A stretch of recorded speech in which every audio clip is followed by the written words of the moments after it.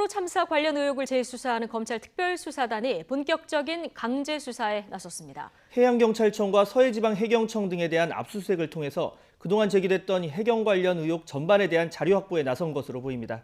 취재기자 연결합니다. 조성호 기자. 네, 서울고등검찰청입니다. 네, 세월호 검찰 특별수사단이 압수수색에 나서는 건 처음이죠? 네, 세월호 특별수사단은 오늘 오전 10시쯤부터 인천 송도에 있는 해양경찰청 본청, 그리고 전남 목포에 서해지방해경청과 목포해경 등의 검사와 수사 인력을 보내 압수수색을 벌이고 있습니다. 검찰이 세월호 참사 재수사에 나선 이후 강제 수사에 나선 건 이번이 처음인데요. 지난 11일 수사단이 공식 출범한 지 열하루 만입니다.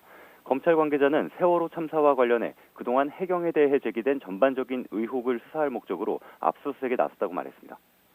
네, 전반적인 의혹이라고 말씀을 해주셨는데 아무래도 이 참사 당시에 해경 구조 작업이 제대로 이루어졌는지를 들여다보기 위한 압수수색이다 이렇게 볼 수 있겠죠?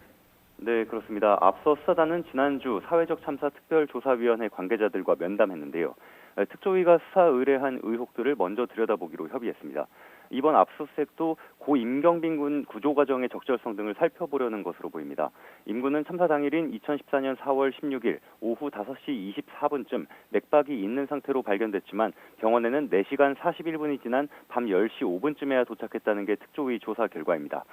특조위는 임 군이 헬기가 아닌 함정을 통해 늑장 이송됐고 헬기에는 김석균 당시 해경청장 등이 타고 있었다며 수사를 요청했습니다. 검찰은 압수수색으로 확보한 자료들을 분석해 당시 구조 상황을 재구성한 뒤 김 전 청장을 비롯한 과거 해경 지휘부도 불러 조사할 것으로 보입니다. 지금까지 서울고검에서 YTN 조성호입니다.